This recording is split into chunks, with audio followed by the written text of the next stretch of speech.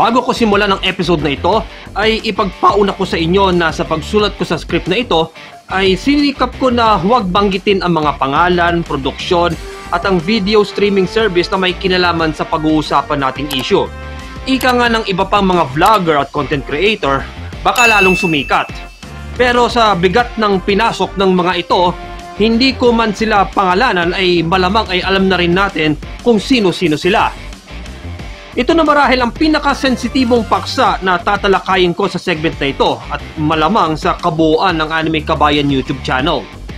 Dahil ito ay may mga masiselang tema na hindi angkop sa mga kabataan na wala pa sa hustong gulang.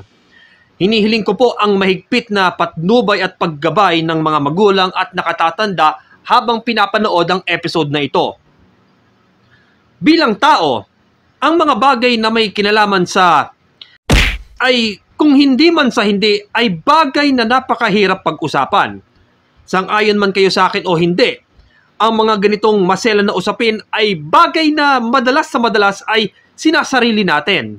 The very least thing to talk about it ay kapag nasa gitna tayo ng inuman. Sa mga nakalipas na taon, kapag ang usapin ng ay inihahalo sa iba't ibang larangan ng mga tao, napatunayang nagbubunga ito ng hindi maganda sa mga kabilang sa larangang isinasangkot sa content. Sa pagkakataong ito, ang isang video streaming service ay gumawa ng isang adult content na isinangkot sa cosplay. Habang pinapanood ninyo ang video na ito, inilabas nitong Biyernes, January 26, 2024, ang isang adult content sa kanilang video streaming service na hinaluan ng cosplay. Gusto ko ring ipabatid sa inyong lahat na magkukulang ako sa konteksto habang tinatalakay ko ang isyong ito dahil nga hindi ko papangalanan ang mga ito. O di kaya ay kilala nyo man ang mga ito, hindi ko na kailangang pangalanan pa. Ang tanging pagkukulang sa paggawa ng komentaryong ito ay ang hindi ko panonood ng naturang adult content na ito. Una at higit sa lahat, ito nga ay isang video streaming service na subscription-based o may bayad. Kung may pagkakataon man na makakita o makahanap ng naturang adult content sa mga free video streaming websites, hindi ko isasapalaran ang ilang oras ko sa internet cafe para lamang panoorin ang naturang content na maaaring magresulta sa habang buhay na pagbabawal sa akin na makapasok sa establishment. Malamang sa malamang ay nakabasa o nakapanood na kayo ng mga saloobin ng mga cosplayers, kilalamang pangalan, mga pausbong na individual o mga naghahangad na maging sikat balang araw tungkol sa naturang adult content. At malamang sa malamang ay bumase ang kanilang mga opinion sa mga inilabas na trailer ng naturang content. Maaaring sabihin ng ilan na husgahan ng karamihan ang naturang adult content base lamang sa trailer at hindi sinubukang panoorin ang kabuuan ng pelikula.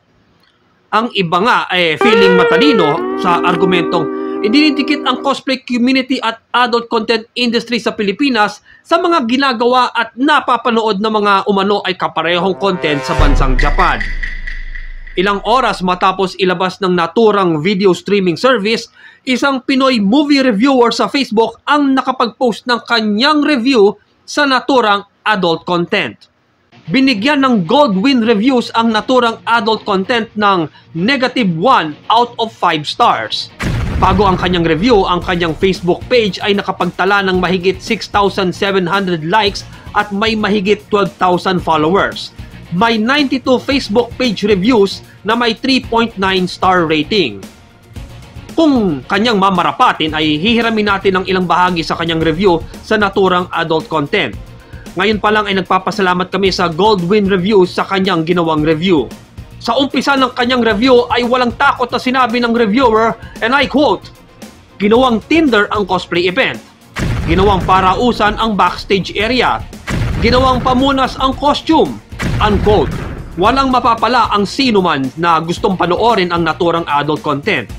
Mababaw ang usapan, hindi ramdam ang hilig sa Japanese anime na siyang pangunahing pinagkukunan ng ideya para sa cosplaying.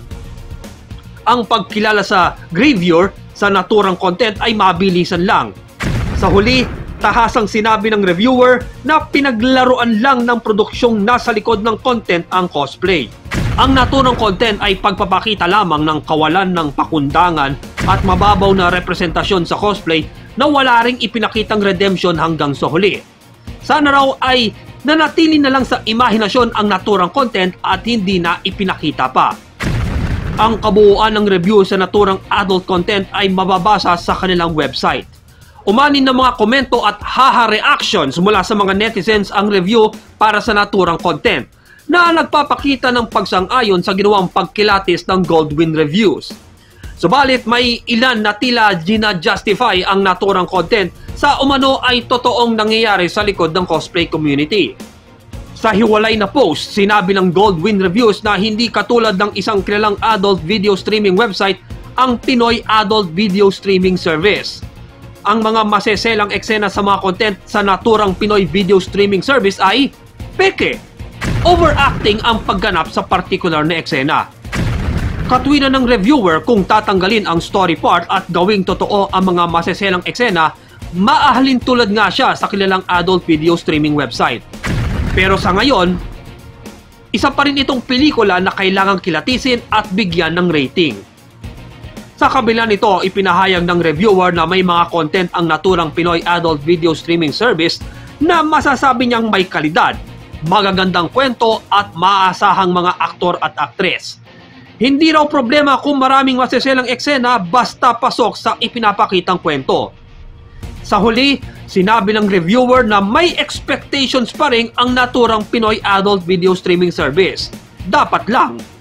Sa tagal kong sumusubaybay sa Japanese anime at sinusundan ang takbo ng cosplay community sa ating bansa, unti-unti kong nalalaman ang bawat kaliit-liitang detalye at paano ang mga ito gumagalaw sa komunidad.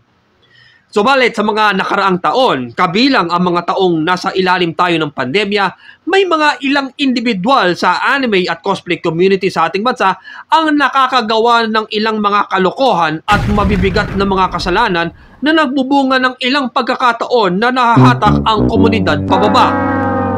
Aminin man natin o hindi, ilan sa mga cosplayer ang gumagawa ng himala sa gitna ng isang event. At may ilan namang mga con-goer, lalo na sa mga kilala at notorious na sa mata ng maraming cosplayers at kapwa con-goer, ang nananatiling pasaway at gumagawa ng mga bagay na dahilan ng pagiging hindi komportable ng mga biktima ng mga taong ito. Batid naman siguro natin na ang bansang Japan, na siyang kilalang pinanggagalingan ng cosplay fandom sa mundo, ay ginagamit na pangpronta para makagawa ng adult content sa naturang bansa. Ang hindi batid ng ilang Pinoy netizens na tila ipinagtatanggol ang Pinoy adult content na isinasangkot ang cosplay, ang mga ganitong adult content sa Japan ay isang maituturing na industriya. Dito sa Pilipinas, bagamat may ilan tayong mga cosplayer na gumagawa ng mga gravure, makatwirang sabihin na hindi dahil gumagawa sila ng mga ito ay maaari din silang isangkot sa mga maseselang gawain. Kung ginagawa man nila ang mga gravure at NSFW content, ito ay para makaipon ng sapat na pondo para makagawa ng mga hinahangad nilang mga susunod na cosplay plans. Kung tutuusin, pwede naman silang makahanap ng pera sa pamamagitan ng pagtitinda ng kanilang mga cosplay photos o di kaya ay mga autograph or signature pictures nila. Pero uulitin ko, kung sa paggawa ng gravure at NSFW sila mas komportable, marapat lamang na bigyan sila ng karampatang suporta at respeto. Speaking of cosplayers, sinubukan nating tanungin ng ilan sa kanila na dumulo sa isang cosplay event sa Lipa City sa Batangas dito lamang January 20, kaugnay ng naturang Pinoy adult content. Panoorin at pakinggan ang kanilang mga saloobin tungkol dito. For me naman kasi, yung naging issue nung lately is napakalayo naman talaga niya sa cosplaying eh. Bale, hindi kasi ganun talaga yung cosplaying. And naging masaya rin ako kasi yung mga umattend is hindi naapektuhan kung ano yung naging issue nun.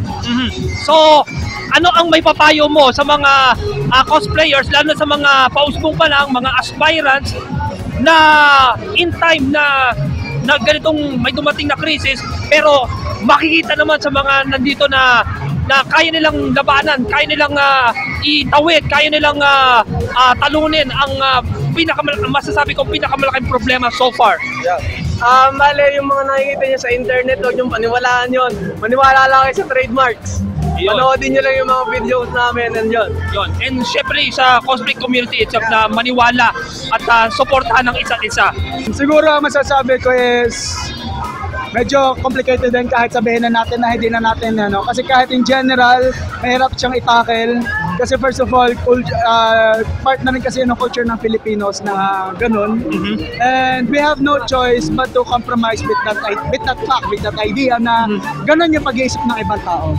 Ang magiging para sa akin ang last message ko na lang sa mga ganun is always remember the cosplaying etiquette, lalo na sa mga cosplayers and non-cosplayers na may plano o yung mga napunta sa mga cons or events na ganito. Cosplay is not consent. Always remember that. And always remember basic human decency, basic respect. Yun lang po yun.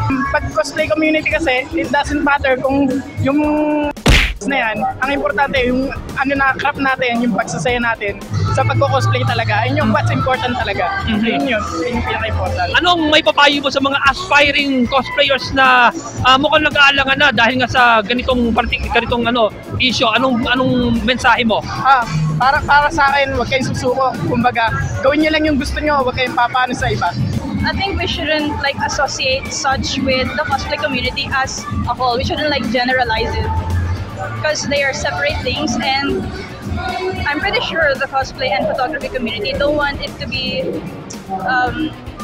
slandered at some point because of such thing. What's your advice to the aspirant cosplayers and perhaps photographers who want na pumasok sa mga events, sa photography, na they feeling uneasy due to this particular issue? Just do what you love. You shouldn't really think about people putting you down for your passion. Totally, hindi na talaga nagbago ang parang if pumunta ka sa cosplay sa Manila, especially sa Manila Cons, may makikita ka talaga na tunay na fan service at nakikita to sa internet. Ang masasabi ko na talaga, ang ma-apektuhan ito ay yung mga hindi talaga alam ang kaya talagang may alam na cosplay, what is cosplaying. Kasi if may mga cosplay, may iba-iba kasi kategorya yan eh. May for fun, may mga NSW, may ganyan. Yes. Hindi naman kasi hindi medyo may explain pero may pagkakamali din ang na hindi nila na-portray na maayos ang tunay na pagka-cosplay. So ganito na lang kasi yun eh. Especially sa Pilipinas, di ba? Marami na kasi yung, for example, fan service, ganyan. Hindi limitahan, pero talaga nakikita na sa internet. Depende lang sa tao kung maniniwala siya lang, gano'n talaga ang cosplaying. Yes, yun lang talaga masasabi ko. So, ano ang mensahe mo sa mga aspirant cosplayers at iba pang mga taong involved within the community na medyo nag-aalangan na gawa ng maaring tingin ng karaniwang tao sa kanila regarding sa cosplaying? Ang mga advice ko sa ganito, huwag kayong matakot maging cosplayers. Tunay na talagang expensive ang hobby na to, talagang gastos ka lang mga pera, pero it's worth a shot. Napakasaya niya, nakaka-boost ng confidence, but regarding sa issue, hindi kayo masyadong ma-expectohan. Kasi sino naman talaga manood ng diba? Mostly naman talaga is naka-market siya sa mga tao mahilig sa ganong klaseng. At saka may subscription. May ganun talaga. Pero mostly, nakakalimutan ng Pinoy yun eh. Alam mo na sa Pilipinas, after 3 weeks, kalimutan na agad, di ba? So, lilipas din to. Lilipas din yan, hindi tayo ma-epektuhan. Yun lang masasabi ko. Para sa mga magulang na may kakayahan mapanood itong bagay na to, nakakapraning talaga pagdating sa mga parents na walang alam sa cosplay community. But so far, sa mga true talaga na gusto nila lang talaga ng community and ma-accept sa kanila na sa hobby na to is strong naman sila sa nila kasi syempre kung magpapapekto ka, di syempre parang aminado ka naman. O diba? Kaya continue lang sa hobby and huwag magpapekto dyan sa maling pelikula na yan. Maling-mali talaga yung perspective ng pelikula na yan. Regarding that issue, I believe that in a way, it has a notorious it has notoriety in the kind of content they release. And for me as a cosplayer, it's kind of sad because there are cosplayers who are younger, who are minors, and it's so sad that there are parents who will think that cosplay is related to something like that when clearly it's not. It's just persons or like-minded people like us who want to embody our favorite characters, and in no way emphasize that it's about anything that showed, because honestly it was when I saw the trailer, because it was trending online, I was really sad and disappointed because I don't want the general public to think that cosplayers are like that, because I can state for a fact that we are not. Ayun. So what's your advice sa mga aspiring cosplayers na medyo nag-aalangan ngayon na baka mag-iba ang perception ng karaniwang tao sa kanila regarding cosplaying? I think that awareness is required. I believe that being open to your parents or your family who thinks that cosplay is what entails is a good way to start. So ibig sabihin, show your parents what you do, or show the people you love what you do, that it's clearly not what is showing, that it's clearly not, because I feel like that movie is showing things that are not real for the general audience of cosplay, or the general cosplayers of, like, in general, cosplayers, they're not like that. I'm not like that. So although we do have those cosplayers who do it as an art, that's a different discussion. That's a